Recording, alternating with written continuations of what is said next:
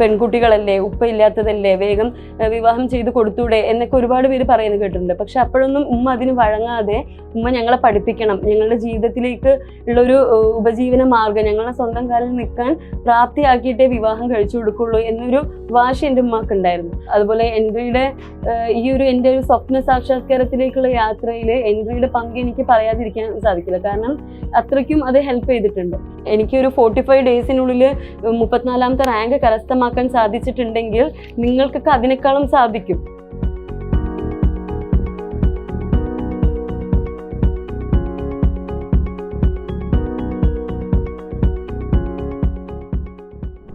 നമസ്കാരം, എൻ്റെ പേര് സഹന അഷ്റഫ്. ഞാൻ പാലക്കാട് സ്വദേശിയാണ്. കേരള PSC നടത്തിയ UPST എക്സാമിൽ പാലക്കാട് ജില്ലയിൽ 34ാമത്തെ റാങ്ക് കരസ്ഥമാക്കാൻ എനിക്ക് സാധിച്ചിട്ടുണ്ട്. വളരെയധികം സന്തോഷമുണ്ട് ഈ ഒരു വിജയം കരസ്ഥമാക്കാൻ സാധിച്ചതിൽ. ഇതിൽ എൻ്റെ മാത്രം പ്രയത്നം കൊണ്ടല്ല എനിക്ക് ഈ ഒരു വിജയം ലഭിച്ചത്.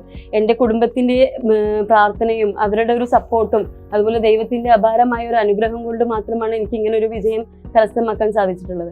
അതിൽ ഞാനും എൻ്റെ കുടുംബവും ഒരുപാട് സന്തോഷത്തിലാണ്. എൻ്റെ കുടുംബത്തെ പറ്റി പറയുകയാണെങ്കിൽ ഞാൻ മാരീഡാണ്.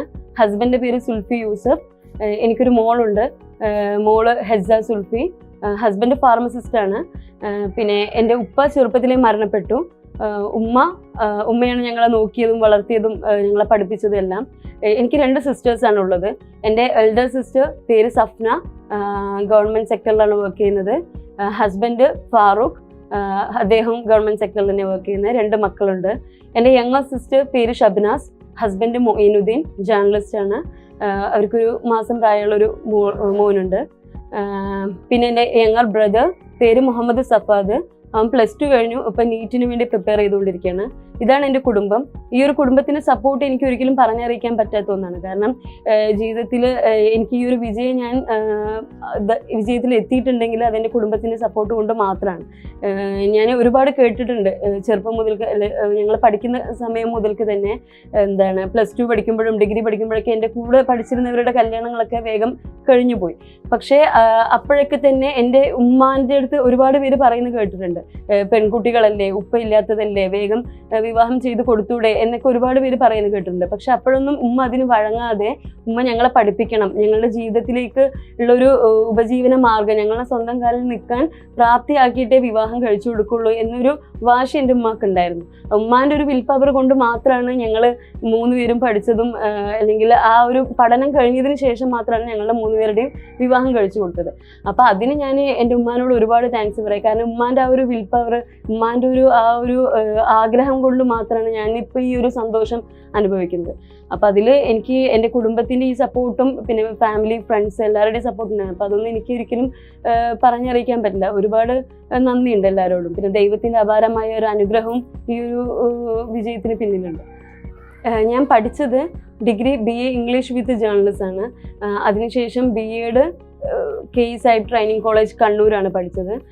അതിനുശേഷം എൻ്റെ കൂടെ പഠിച്ചവരൊക്കെ തന്നെ പ്രൈവറ്റ് സ്കൂളുകളിലും അതുപോലെ ഗവൺമെൻറ് സ്കൂളിൽ ഡെയിലി വേജൊക്കെ ആയിട്ട് ജോയിൻ ചെയ്തിരുന്നു. പക്ഷെ ഞാൻ അങ്ങനെയൊന്നും ജോലിക്ക് പോയില്ല. കാരണം എനിക്ക് എൻ്റെ ഒരു ആഗ്രഹം ഉണ്ടായിരുന്നു, ഞാൻ ഗവൺമെൻറ് സെക്ടറിൽ അല്ലെങ്കിൽ ഗവൺമെൻറ് ജോലി ചെയ്യണം, അല്ലെങ്കിൽ അങ്ങനെ ആദ്യം തന്നെ ഗവൺമെൻറ് ജോലി ചെയ്യണം എന്നൊരു ആഗ്രഹം ഉണ്ടായിരുന്നു. അതുകൊണ്ട് ഞാൻ പ്രൈവറ്റ് സ്കൂളുകളിലോ അല്ലെങ്കിൽ വേറെ എവിടെയും തന്നെ എൻ്റെ ബയോഡാറ്റ കൊടുക്കുകയോ ഇൻ്റർവ്യൂ അറ്റൻഡ് ചെയ്യുകയോ ഒന്നും ചെയ്തിരുന്നില്ല.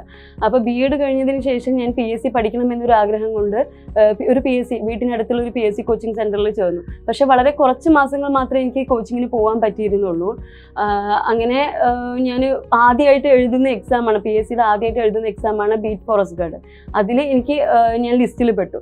അപ്പോൾ അതെനിക്ക് ഒരുപാട് കോൺഫിഡൻസ് നൽകുന്ന ഒന്നായിരുന്നു. കാരണം ഞാൻ ആദ്യമായിട്ട് എഴുതിയ എക്സാം, PSC എന്ന് പറയുമ്പോൾ വേറെ എന്തൊക്കെയോ ആണെന്ന് എല്ലാവരും പറഞ്ഞൊരു പേടി ഉണ്ടായിരുന്നു, നമുക്കൊന്നും കിട്ടില്ല എന്നൊരു പേടിയൊക്കെ ഉണ്ടായിരുന്നു. പക്ഷേ ആദ്യമായിട്ട് എഴുതിയ എക്സാമിൽ തന്നെ ലിസ്റ്റിൽ വന്നത് എനിക്ക് ഏറെ സന്തോഷം നൽകി, ഒരുപാട് കോൺഫിഡൻസ് നൽകിയ ഒരു ഇതാണ്. പിന്നെ അതിനുശേഷം ഞാൻ 2ാമത് എഴുതുന്ന എക്സാമാണ് LDC 2017 LDC എക്സാം. അപ്പോൾ അതും എഴുതിയപ്പോൾ ഞാൻ സപ്ലി ലിസ്റ്റിലാണ് വന്നത്. പക്ഷേ സപ്ലി ലിസ്റ്റിലാണെങ്കിൽ പോലും അത് എനിക്ക് ഒരുപാട് സന്തോഷം നൽകി. കാരണം അന്ന് വർഷങ്ങളോളം പഠിക്കുന്ന കോച്ചിങ് സെൻറ്ററിൽ വർഷങ്ങളോളം പഠിക്കുന്ന ആൾക്കാർക്ക് സപ്ലി ലിസ്റ്റിൽ പോലും അത് ഉൾപ്പെടാൻ സാധിച്ചില്ല. എനിക്കത് സപ്ലി ലിസ്റ്റിലെങ്കിലും വന്നത് എനിക്ക് ഒരുപാട് മോട്ടിവേറ്റ് ആയി, ഒരുപാട് കോൺഫിഡൻസ് നൽകി. അപ്പോൾ എനിക്ക് ഇനിയും PSC കിട്ടും എന്നൊരു തോന്നലുണ്ടായിരുന്നു എനിക്ക്. പിന്നെ അതിനുശേഷമാണ് എൻ്റെ കല്യാണം കഴിയുന്നത്. പിന്നെ കല്യാണത്തിന് ശേഷം എനിക്ക് സ്റ്റഡീസ് കണ്ടിന്യൂസ് ആയിട്ട് കൊണ്ടുപോകാൻ പറ്റിയില്ല. ഇടയിൽ എനിക്ക് ഒരുപാട് ബ്രേക്കുകളൊക്കെ വന്നു. എനിക്ക് മുമ്പ് പഠിച്ചതുപോലെ ഒബ്വിയസ്ലി അറിയാമല്ലോ, കല്യാണം കഴിഞ്ഞതിന് ശേഷം ഒരു പുതിയൊരു സാഹചര്യത്തിലേക്കുള്ള ഒരു പറിച്ചു നടലാണ്. അപ്പോൾ എനിക്ക് അങ്ങനെ ഒരു ഞാൻ കോച്ചിങ്ങിന് ഇടയ്ക്ക് പോയിരുന്നു, എങ്കിലും ഒരുപാട് ബ്രേക്ക് വന്നു. കണ്ടിന്യൂ ആയിട്ട് അത് കൊണ്ടുപോകാൻ പറ്റിയില്ല. പിന്നെ വീട്ടിൽ വന്നിട്ട് അതിൻ്റെ ഫോളോ അപ്പ് ചെയ്യാനൊന്നും പറ്റിയില്ല.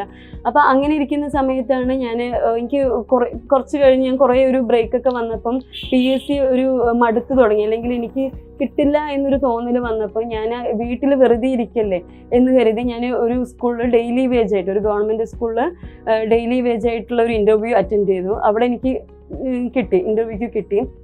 അങ്ങനെ ഞാൻ അവിടെ കുറച്ച് മാസങ്ങൾ വർക്ക് ചെയ്തു. അപ്പോൾ ആ ഗവൺമെൻറ് സ്കൂളിൽ വർക്ക് ചെയ്തപ്പോഴാണ് എനിക്ക് ഈ ഒരു ടീച്ചിങ് എന്നുള്ള ഒരു പ്രൊഫഷനോട് വല്ലാത്തൊരു ഇഷ്ടം തോന്നുന്നത്. അപ്പോൾ ഞാൻ അതുവരെ ഞാൻ B.Ed പഠിക്കുമ്പോഴൊക്കെ ഇഷ്ടമാണ്, എങ്കിലും കുറച്ചുകൂടെ ഈ ഒരു പ്രൊഫഷനെ എനിക്ക് വേണം, ഭാവിയിൽ ഞാൻ ഈ ഒരു പ്രൊഫഷൻ ചെയ്യും എന്ന് എനിക്ക് തോന്നിയത് ഈ ഒരു അവിടെ ഒരു വർക്ക് ചെയ്തൊരു 4-5 മാസം കൊണ്ടാണ്, ആ കുട്ടികളോടുള്ള ഇടപഴക്കും എല്ലാം കൊണ്ട്.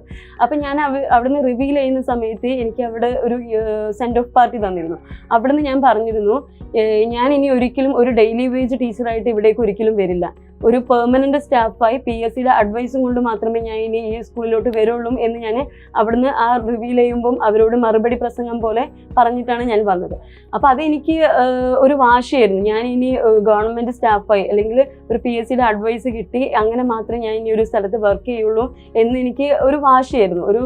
എൻ്റെ ഒരു സ്വപ്നവും ഒരു ആഗ്രഹവും ഒരു വാശിയെല്ലാം ആയി മാറി. പക്ഷേ അപ്പോഴേക്കും UPST എക്സാം അടുത്തിരുന്നു. UPST എക്സാമിന് കുറച്ച് മാസങ്ങൾ മാത്രമേ ബാക്കിയുണ്ടായിരുന്നുള്ളൂ. അപ്പം ഞാൻ എന്ത് പഠിക്കണം, അല്ലെങ്കിൽ ഒരുപാട് വൈഡായിട്ടുണ്ട്. ഞാനാണെങ്കിൽ PSCയുടെ ഒരു ബേസ് മാത്രമേ എനിക്ക് ഉണ്ടായിരുന്നുള്ളൂ. ആദ്യം ആ ഒരു 2 എക്സാം എഴുതിയിട്ടുള്ള ഒരു ബേസ് മാത്രമേ ഉണ്ടായിരുന്നുള്ളൂ. പിന്നെ എനിക്ക് തുടർന്ന് പഠിക്കാനൊന്നും പറ്റിയിട്ടില്ല. അപ്പോൾ എന്ത് ചെയ്യണം എന്നറിയില്ല. ഒരുപാട് വൈഡായിട്ടുള്ള ടോപ്പിക്സ് ആണ്. GK എന്നൊക്കെ പറയുമ്പോൾ കടൽ പോലെ കിടക്കുന്നതാണ്. അപ്പോൾ എങ്ങനെ പഠിക്കണം, എവിടെ പഠിക്കണം എന്നൊന്നും അറിയില്ല. അപ്പം ഞാൻ എന്ത് ചെയ്തു, ഒരു കോച്ചിങ് സെൻറ്ററിൽ ചേർന്ന് UPSTയുടെ അങ്ങനെ കാറ്റഗറൈസ് ചെയ്തുള്ള ഒരു പഠനത്തിന് കോച്ചിങ്ങിന് ചേർന്ന് പഠിക്കാം എന്ന് ഞാൻ തീരുമാനിച്ചു. പക്ഷേ ഇവിടെ ഞാൻ അന്വേഷിച്ചപ്പം ഇത് പാലക്കാട് ടൗണിൽ നിന്നും ഒരു 24-26 കിലോമീറ്റർ അകലെയാണ് ആലത്തൂർ ടൗൺ ഉള്ളത്. അപ്പോൾ ഇവിടെ അന്വേഷിച്ചപ്പോൾ UPSTക്ക് കാറ്റഗറൈസ് ചെയ്തിട്ടുള്ള ഒരു കോച്ചിങ് സെൻറ്ററുകളൊന്നുമില്ല. അപ്പോൾ പാലക്കാട് ടൗണിൽ അന്വേഷിച്ചപ്പോൾ അവിടെ ഉണ്ടെന്നാണ് കേട്ടത്. പക്ഷേ എനിക്ക് ഡെയിലി ഇവിടുന്ന് പോയി വരാനുള്ളൊരു ബുദ്ധിമുട്ട്, അന്ന് എൻ്റെ ഹസ്ബൻഡിൻ്റെ വീട്ടിൽ ആ ഒരു സാഹചര്യം ഉണ്ടായിരുന്നില്ല, ഡെയിലി പോയി വരാനുള്ളൊരു ബുദ്ധിമുട്ടുണ്ടായിരുന്നു. അപ്പം ഞാൻ അങ്ങനെ എനിക്ക് അവിടെ ജോയിൻ ചെയ്യും വേണം, പക്ഷെ എന്ത് ചെയ്യും എന്നുള്ളൊരു ആശങ്കയിൽ ഇങ്ങനെ നിൽക്കുകയായിരുന്നു. എൻ്റെ കൂടെ ഞാൻ 2-3 ഫ്രണ്ട്സുകളിനൊക്കെ വിളിച്ച് അവരെയൊക്കെ റെഡിയാക്കി. പക്ഷെ അവരൊക്കെ പോയി ജോയിൻ ചെയ്തു, എനിക്ക് ജോയിൻ ചെയ്യാൻ പറ്റിയില്ല. ഞാനെങ്ങനെ പഠിക്കണം എന്നുള്ളൊരു ആഗ്രഹത്തിൽ നിൽക്കുകയായിരുന്നു. അപ്പോഴേക്കാണ് ഈ കോവിഡ് വരുന്നതും കംപ്ലീറ്റ് ലോക്ക്ഡൗൺ ആവുന്നത്. പിന്നെ മൊത്തത്തിൽ എല്ലാവരുടെയും പാൻഡമിക് ഡിസീസായി മൊത്തം എല്ലാവരുടെയും ക്ലോസ് ചെയ്തു. അപ്പോൾ എനിക്ക് പിന്നെ എൻ്റെ പഠനം വീണ്ടും ഡൗൺ ആയി. വീണ്ടും എനിക്ക് ഒറ്റയ്ക്ക് പഠിക്കാനുള്ള ഒരു ഇത് കിട്ടാതെയായി. ഞാൻ ഇനി എന്ത് ചെയ്യും, PSCയുടെ എങ്ങനെ ഞാൻ പഠിക്കും എന്നൊക്കെ പറഞ്ഞ് വീണ്ടും ഞാൻ പിന്നോട്ട് വെച്ചു. പിന്നെ അങ്ങനെ ഇരിക്കുമ്പോൾ ഒരു ഫ്രണ്ട് വഴിയാണ് ഞാൻ എൻട്രിയെ പറ്റി അറിയുന്നത്. അപ്പോൾ ഞാൻ എൻട്രി ഒരു ട്രയൽ ബേസിസിൽ ഒരു 7 days യൂസ് ചെയ്തു. അപ്പോൾ അവിടുന്ന് എൻട്രിന്ന് അവർ കോൾ ചെയ്തിരുന്നു, അങ്ങനെ UPSTക്കാണ് ഞാൻ പ്രിപ്പയർ ചെയ്യുന്നത് എന്നൊക്കെ പറഞ്ഞപ്പം അവരിങ്ങനെ ഒരു കോഴ്സിനെ പറ്റി പറഞ്ഞു. ഒരു 45 days ഒരു ക്രാഷ് കോഴ്സ് ഉണ്ട്, നിങ്ങൾക്ക് താല്പര്യമുണ്ടോ എന്നൊക്കെ ചോദിച്ചു. അപ്പം എനിക്ക് ഇതിനെ പറ്റിയിട്ട് കൂടുതൽ അറിയാൻ വേണ്ടിയിട്ട് ഞാൻ അതിലൊരു മെൻറ്ററിനോട് സംസാരിക്കണം എന്ന് പറഞ്ഞു. അങ്ങനെ ആ ഒരു മെൻറ്ററിനോട് സംസാരിച്ചു. മെൻറ്റർ അപ്പോൾ ഇതിനെപ്പറ്റി വിശദമായിട്ട് പറഞ്ഞു തന്നു. ഒരു മെൻറ്റർഷിപ്പോട് കൂടി ഒരു 45 days ഒരു ക്രാഷ് കോഴ്സാണ്, ഗോൾഡ് ബാച്ചാണ്. അപ്പം അതിന് താല്പര്യമുണ്ടോ എന്ന് ചോദിച്ചപ്പോൾ എനിക്ക് കുറച്ചുകൂടി ബെറ്റർ ആയി തോന്നി. അപ്പം ഞാൻ അങ്ങനെ അതിൽ ജോയിൻ ചെയ്തു. അപ്പോൾ അതൊരു സിസ്റ്റമാറ്റിക് ആയിട്ടുള്ള ഒരു സ്റ്റഡി ആയിരുന്നു. ഒരു കറക്റ്റ് സ്ട്രാറ്റജി വെച്ച് ഒരു സ്റ്റഡി പ്ലാൻ വെച്ചിട്ടുള്ള ഒരു സിസ്റ്റമാറ്റിക് ആയിട്ടുള്ള ഒരു സ്റ്റഡി ആയിരുന്നു എൻട്രി മുന്നോട്ട് വെച്ചത്. അപ്പോൾ എനിക്കത് കുറച്ചുകൂടി ബെറ്റർ ആയി തോന്നി. കാരണം ഞാൻ എവിടെ പഠിക്കണം, എങ്ങനെ പഠിക്കണം എന്ന് അറിയാതെ ഇരിക്കുന്ന ഒരു സാഹചര്യത്തിൽ ഇങ്ങനെ ഒരു സ്റ്റഡി ടൈം ടേബിളൊക്കെ വെച്ച് പഠിക്കുമ്പം അതെനിക്ക് പോർഷൻസ് ഈ 45 daysനുള്ളിൽ കവർ ചെയ്യാൻ പറ്റും. അതിനുശേഷം എനിക്ക് റിവിഷൻ ചെയ്യാൻ ആ ഒരു 45 daysനുള്ളിൽ തന്നെ റിവിഷൻ ചെയ്യാനെല്ലാം സാധിക്കും എന്ന് ഞാൻ കരുതി അതിൽ ജോയിൻ ചെയ്തു. അപ്പോൾ എനിക്ക് കുറച്ചുകൂടി ബെറ്റർ ആയി തോന്നി. കാരണം ഒരു സിസ്റ്റമാറ്റിക് ആയിട്ടുള്ള ഒരു സ്റ്റഡിയാണ്, ഒരു സ്ട്രാറ്റജി വെച്ചിട്ടുള്ള ഒരു സ്റ്റഡിയാണ്. അതെനിക്ക് കുറച്ചുകൂടി ബെറ്റർ ആയി തോന്നി. ഞാൻ അങ്ങനെ പഠിക്കാൻ സ്റ്റാർട്ട് ചെയ്തു. അങ്ങനെ ആ ഒരു 45 days ഞാൻ അതിൽ സിസ്റ്റമാറ്റിക് ആയിട്ട് ആ ഒരു സ്റ്റഡി പ്ലാനൊക്കെ വെച്ച് ഞാൻ പഠിച്ചു. പക്ഷെ അത് മാത്രമല്ല ഞാൻ ഫോളോ ചെയ്തത്, അതിൻ്റെ കൂടെ എൻ്റെ കയ്യിലൊരു റാങ്ക് ഫയൽ ഉണ്ടായിരുന്നു. ഞാൻ ആ ഒരു റാങ്ക് ഫയലും ഇതിനോടൊപ്പം തന്നെ പഠിച്ചു. അതായത് എൻ്റേതായിട്ടൊരു സ്റ്റഡി ടൈം ടേബിൾ ഉണ്ടാക്കി അത് ഇതിനോടൊപ്പം തന്നെ, അതായത് ആദ്യം എൻട്രിയുടെ സ്റ്റഡി പ്ലാൻ പഠിക്കും. ആ ഒരു ദിവസം ഞങ്ങൾക്ക് ദിവസം ഒരു ഇതുണ്ടാവും. അപ്പോൾ ഒരു ദിവസം ഡേറ്റ് ഇട്ടിട്ട് അതിൽ ഇത്ര ടോപ്പിക്ക്, ജോഗ്രഫി ഇത്ര, ഹിസ്റ്ററി ഇത്ര, അങ്ങനെ ഓരോന്നിന്ന് ഇത്ര ടോപ്പിക്ക് വെച്ചിട്ട് പഠിക്കണം. അപ്പോൾ അത് ഞാൻ വേഗം പഠിച്ചു തീർക്കും. എന്നിട്ട് ഞാൻ എൻ്റെതായ ഒരു ടൈം ടേബിളും ഫോളോ ചെയ്തിരുന്നു. അപ്പോൾ ഇതൊക്കെയാണ് എന്നെ കൂടുതൽ ഹെൽപ്പ് ചെയ്തത് UPST കിട്ടാൻ വേണ്ടിയിട്ട്. എനിക്ക് കുറച്ച് ഹോൾഡുള്ള സബ്ജക്ട്സ് ആണ് മാത്സും ഇംഗ്ലീഷും സയൻസ് സബ്ജക്റ്റുകളും. അപ്പോൾ ഇത് മൂന്നും എനിക്ക് എപ്പോഴും കുറച്ചൊരു സ്ട്രെങ്ത് ഉള്ള ഏരിയ ആണ്. അപ്പോൾ ഞാൻ പൊതുവേ എല്ലാ എക്സാമിനും ഇത് മൂന്നും ഞാൻ കാര്യമായിട്ട് നോക്കാതെ അവസാനത്തേക്ക് മാറ്റി വെച്ചിട്ട് ബാക്കിയുള്ള സബ്ജക്ട്സ് ഒക്കെ നോക്കും. എന്നിട്ട് അവസാനം ഇതൊരു ഓട്ടപ്പാസിലായിരിക്കും, മാത്സും ഇംഗ്ലീഷും എല്ലാം നോക്കാൻ ഒരു ഓട്ടപ്പാസിലായിരിക്കും. അപ്പോൾ ആ ഒരു മിസ്റ്റേക്ക് വരണ്ടെന്ന് കരുതി UPSTയുടെ സമയത്ത് ഞാൻ എന്ത് ചെയ്തു, എൻ്റെ സ്ട്രോങ് ആയിട്ടുള്ള ഏരിയകൾ ഒന്നുകൂടെ ഞാൻ സ്ട്രോങ് ആക്കാനും വീക്ക് ആയിട്ടുള്ള ഏരിയക്ക് കുറച്ചുകൂടെ ടൈം കണ്ടെത്താനും ഞാൻ ശ്രമിച്ചു. അങ്ങനെ മാത്സിനും ഇംഗ്ലീഷും ഞാൻ രാവിലെ ഓരോ മണിക്കൂർ വെച്ചിട്ട് പഠിക്കുകയും അതിനുശേഷം അറിയാലോ ജോലി തിരക്കും കാര്യങ്ങളൊക്കെ ഉണ്ടാവും വീട്ടിൽ. അതിനുശേഷം ഒരു 11 മണി 11:30 ആ ഒരു സമയത്ത് ഞാൻ പഠിക്കാനിരിക്കും. അപ്പോഴേ എൻ്റെ ഈ ഒരു എൻട്രിയുടെ ഒരു സ്റ്റഡി പ്ലാൻ അത് ഞാൻ കവർ ചെയ്യും. അപ്പോൾ ആ ഒരു ഇതൊക്കെയാണ് എനിക്ക് UPSTക്ക് ഏറ്റവും കൂടുതൽ ഉപകാരപ്രദമായി തോന്നിയിട്ടുള്ളത്. അതുപോലെ എൻട്രിയുടെ ഈ ഒരു എൻ്റെ ഒരു സ്വപ്ന സാക്ഷാത്കാരത്തിലേക്കുള്ള യാത്രയിൽ എൻട്രിയുടെ പങ്ക് എനിക്ക് പറയാതിരിക്കാൻ സാധിക്കില്ല. കാരണം അത്രയ്ക്കും അത് ഹെൽപ്പ് ചെയ്തിട്ടുണ്ട്. സൈക്കോളജി ഞാൻ വേറെ ഒരു ബുക്കോ റെഫർ ചെയ്യുകയോ അല്ലെങ്കിൽ വേറെ ഏത് ക്ലാസ് കേൾക്കുകയോ ഒന്നും ചെയ്തിട്ടില്ല. എൻട്രിയിൽ രാജേശ്വരി മാമിൻ്റെ ക്ലാസ് മാത്രമാണ് ഞാൻ സൈക്കോളജി ഫോളോ ചെയ്തത്. അതെനിക്ക് വളരെയേറെ ഉപകാരമായി തോന്നി. ആ സൈക്കോളജി ക്ലാസ്സുകൾ എനിക്ക് വീഡിയോ ക്ലാസ് കേട്ട് നോട്ട് എഴുതി പിന്നെ പ്രിപ്പയർ ചെയ്യാനുള്ള സമയം ഒട്ടും ഉണ്ടായിരുന്നില്ല. കാരണം ഞാൻ പഠിക്കാൻ സ്റ്റാർട്ട് ചെയ്തത് തന്നെ 1 മാസം 1.5 മാസം മുമ്പാണ്. വെറും 45 days എൻ്റെ മുൻപിലുള്ളൂ. അപ്പോൾ എനിക്കിങ്ങനെ വീഡിയോ ക്ലാസ് കണ്ട് അതിൻ്റെ നോട്ട് പ്രിപ്പയർ ചെയ്ത് പിന്നെ പഠിച്ച് അങ്ങനെ ചെയ്യാൻ ഒട്ടും സമയം ഉണ്ടായിരുന്നില്ല. അപ്പം ഞാൻ എന്ത് ചെയ്യും, ക്ലാസ്സുകൾ കേൾക്കുമ്പോൾ തന്നെ ഞാൻ അതിനോടൊപ്പം തന്നെ പഠിച്ചു പോയിരുന്നു. അങ്ങനെ പഠിച്ച് ഞാൻ എന്നിട്ട് എക്സാംസ് അറ്റൻഡ് ചെയ്യും. എന്നിട്ട് തെറ്റുന്ന ക്വസ്റ്റ്യൻസ് ഞാൻ ബുക്ക് മാർക്ക് ചെയ്ത് വെച്ച് അങ്ങനെ ഒന്നുകൂടെ വായിക്കും. അല്ലെങ്കിൽ എവിടെയെങ്കിലും ഒന്ന് നോട്ട് ചെയ്ത് വെക്കും. പക്ഷെ നോട്ട് ചെയ്തിട്ട് പിന്നെ എനിക്ക് നോക്കാൻ സമയം കിട്ടാറില്ല. കാരണം ഒരുപാട് പഠിക്കാനുണ്ട്. കാരണം ഞാൻ പറഞ്ഞല്ലോ, ഞാൻ സ്റ്റാർട്ട് ചെയ്തത് തന്നെ 1.5 മാസം, വെറും 45 days മുമ്പാണ്. അപ്പോൾ ഈ ഒരു 45 daysനുള്ളിൽ എനിക്ക് പോർഷൻസ് കംപ്ലീറ്റ് ചെയ്യണം, പിന്നെ എനിക്ക് റിവിഷൻ നടത്തണം. അങ്ങനെ അപ്പോൾ ഞാൻ വേഗം പഠിച്ച് അങ്ങനെ പോവുക ചെയ്തത്. പക്ഷെ പഠിക്കുന്നത് നല്ല തറവായി പഠിച്ചു. അപ്പോൾ അങ്ങനെ വീഡിയോ ക്ലാസ്സുകളെല്ലാം കേട്ട് അങ്ങനെ പഠിച്ചത്. പിന്നെ GKയും ഒക്കെ ഞാൻ റാങ്ക് ഫയലും എല്ലാം ഫോളോ ചെയ്തിരുന്നു. അപ്പോൾ അങ്ങനെയാണ് എൻ്റെ പഠന രീതി ഉണ്ടായിരുന്നത്. നമുക്കറിയാം UPSTയുടെ എക്സാം എന്ന് പറയുന്നത് PSCയുടെ ട്രെൻഡ് മാറിക്കൊണ്ടിരിക്കുന്ന ഒരു സമയത്ത് നടന്ന ആദ്യത്തെ ഒരു എക്സാം ആയിരുന്നു. അതായത് PSCയുടെ പണ്ടത്തെ ആ ഒരു പാറ്റേണിൽ നിന്നും തികച്ചും വ്യത്യസ്തമായിട്ട് നടന്ന ഒരു എക്സാം ആയിരുന്നു UPSTയുടെ. കാരണം മുഴുവനും SCRT ബേസ്ഡ് ക്വസ്റ്റ്യൻസ് ആയിരുന്നു. അതിൽ മാത്സ് അടക്കം. കാരണം എനിക്ക് തോന്നുന്നു അതിന് മുമ്പോ ശേഷമോ നടന്ന ഒരു എക്സാമിനും മാത്സ് SCRT എന്ന് വന്നിട്ടില്ല. PSCക്കായിട്ട് ഒരു പാറ്റേൺ ഉണ്ടല്ലോ, time and speed, direction, clock, age, അങ്ങനത്തെ ഒരു പാറ്റേൺ ആണ് PSCയുടെ മാത്സ് എന്ന് പറയുന്നത്. പക്ഷെ ആ ഒരു എക്സാമിന് വന്ന മാത്സ് മൊത്തം 10th സിലബസ് ആയിരുന്നു. 10th lessons, circles, trigonometry, geometry, solids, ഇങ്ങനത്തെ ലെസൺസ് ഒക്കെയാണ് വന്നിരുന്നത്. അപ്പോൾ ആ ഒരു സമയത്തായിരുന്നു എൻ്റെ അനിയൻ 10th പഠിച്ചുകൊണ്ടിരുന്നത്. അപ്പോൾ അവനക്ക് കുറച്ച് വീക്കായിട്ടുള്ളൊരു ഏരിയയാണ് മാത്സ്. അപ്പോൾ അവനെ ഞാനൊന്ന് പഠിപ്പിക്കാൻ വേണ്ടിയിട്ട്, അവനക്ക് ആ ഒരു പ്രോബ്ലംസ് സോൾവ് ചെയ്യാൻ വേണ്ടിയിട്ട് ഞാൻ അവൻ്റെ SCRT ടെക്സ്റ്റ് പഠിച്ചിരുന്നു. ഞാനത് റെഫർ ചെയ്ത് ഞാനത് പഠിച്ചിട്ടാണ് അവനക്ക് പറഞ്ഞു കൊടുത്തത്. അതെനിക്കൊരു നിമിത്തം എന്ന് പറയാം. അതെനിക്ക് വളരെയേറെ ഈ ഒരു എക്സാമിന് ഉപകാരപ്രദമായി. ഞാൻ അതിന് മുമ്പ് അവനക്ക് പഠിപ്പിച്ചു കൊടുക്കുമ്പോൾ ഒരിക്കലും ഈ ഒരു എക്സാം മുന്നിൽ കണ്ടിട്ടോ അല്ലെങ്കിൽ എക്സാമിന് വേണ്ടിയിട്ടോ പഠിച്ചതല്ല. അവനക്ക് പറഞ്ഞു കൊടുക്കാൻ വേണ്ടി മാത്രം ഞാനൊന്നും പ്രിപ്പയർ ചെയ്തതാണ്. പക്ഷെ അതെനിക്ക് വളരെയേറെ ഉപകാരപ്രദമായി. ഈ ഒരു എക്സാമിന് ചോദിച്ച ക്വസ്റ്റ്യൻസ് മൊത്തം ആ ഒരു SCRT ടെക്സ്റ്റിലെ 10th ബുക്കിലെ മാത്സ് ആയിരുന്നു ചോദിച്ചത്. അപ്പോൾ ആ ഒരു 10 ക്വസ്റ്റ്യൻ എനിക്കത് അറ്റൻഡ് ചെയ്യാനും അതിൽ 10 മാർക്ക് കിട്ടാനും സാധിച്ചു. ഒന്നും നെഗറ്റീവ് വരാതെ 10 മാർക്ക് കിട്ടാനും സാധിച്ചു. അതൊരു നിമിത്തം എന്ന് പറയാം, അല്ലെങ്കിൽ ദൈവത്തിൻ്റെ ഒരു അനുഗ്രഹം എന്ന് പറയാം. അങ്ങനെ പഠിച്ചത്. പിന്നെ ഞാൻ പഠിക്കുമ്പം എനിക്ക് എൻട്രി ഒരുപാട് ഇതായിട്ടുണ്ട്. ഞാൻ പിന്നെ പഠിക്കുന്ന സമയത്ത് എനിക്കിങ്ങനെ ബോറടിക്കുമ്പോൾ ഞാൻ എൻട്രിയിലെ ക്വിസുകൾ ചെയ്ത് നോക്കിയായിരുന്നു. അപ്പോൾ അത് കുറച്ചുകൂടെ ഒരു മൈൻഡ് ബൂസ്റ്ററാണ്. കുറച്ചുകൂടെ എനിക്ക് പഠിക്കാനൊരു ആവേശം തരും. ഇപ്പം നമ്മളെപ്പോലുള്ള ആൾക്കാരാണ് ആ ക്യുസിൽ അപ്പുറത്ത് നിന്ന് കളിക്കുന്നത്. അപ്പോൾ ആ ഒരു ഇതിൽ നമ്മളവിടെ തോറ്റു പോകുമ്പം അങ്ങനെ തോറ്റു കൊടുക്കാൻ മനസ്സില്ല, അവരുടെ മുമ്പിൽ ജയിക്കണം എന്ന രീതിയിൽ നമ്മൾ കളിക്കും. അപ്പോൾ കേരളത്തിലിപ്പോൾ ഇതുപോലെ ആ സമയത്ത് ക്വിസ് കളിക്കുന്ന എൻട്രിയിലെ യൂസേഴ്സ് അവിടെ ഉണ്ടാവും. അപ്പോൾ അവരുടെ ഒപ്പമാണ് നമ്മൾ കളിക്കുന്നത്. അപ്പോൾ അങ്ങനെ അതൊരു ആവേശമായിട്ട് കൂടുതൽ പഠിക്കാൻ കുറച്ചുള്ള ഒരു മൈൻഡ് ബൂസ്റ്റിംഗ് ആയിട്ട് തോന്നി. PSC ഉദ്യോഗാർത്ഥികളോട് എനിക്ക് പറയാനുള്ളത്, നമുക്ക് പല പ്രതികൂല സാഹചര്യങ്ങളുണ്ടാവാം. എപ്പോഴും നമ്മളൊരു കംഫർട്ട് സോണിൽ ഇരുന്ന് മാത്രമേ പഠിക്കും, അല്ലെങ്കിൽ ഇപ്പോഴും നമുക്കൊരു മോശം സമയമാണ്, ഈ ഒരു സമയം കടന്നു പോകട്ടെ, നല്ലൊരു സാഹചര്യം വരുമ്പം നമുക്ക് പഠിക്കാം എന്ന് പറഞ്ഞ് ഒരിക്കലും പഠനം മാറ്റി വെക്കരുത്. നമ്മുടെ ഗോൾ ആദ്യം നമ്മൾ സെറ്റ് ചെയ്യുക. നമ്മുടെ ഗോൾ സെറ്റ് ചെയ്തിട്ട് ഈ ഒരു എക്സാമിന് എനിക്ക് കിട്ടിയേ പറ്റൂ എന്നൊരു വാശിയോടുകൂടി ആ ഒരു ഗോൾ അറ്റൈൻ ചെയ്യാൻ വേണ്ടിയിട്ട് നമ്മൾ പരിശ്രമിക്കുക. ഏറ്റവും വലിയൊരു കാര്യം അതാണ്. അല്ലെങ്കിൽ നമ്മളെ സംബന്ധിച്ചിടത്തോളം ഈ ഒരു ഗോളായിരിക്കണം ഏറ്റവും വലിയ കാര്യം. അത് കഴിഞ്ഞിട്ടേ ബാക്കി എന്തും എന്നൊരു ചിന്ത, അങ്ങനെ ഒരു മൈൻഡ് സെറ്റാക്കുക. അല്ലാതെ ഒരുപാട് വിനോദം, ഒരുപാട് കളി, എൻജോയ്മെൻറ്റ്, ഇതിൻ്റെ ഇടയ്ക്ക് ഞാൻ PSC പഠിക്കും, PSC കിട്ടും എന്ന് ചിന്തിച്ച് നമ്മൾ ഒരു ഇതിലേക്ക് ഇറങ്ങരുത്.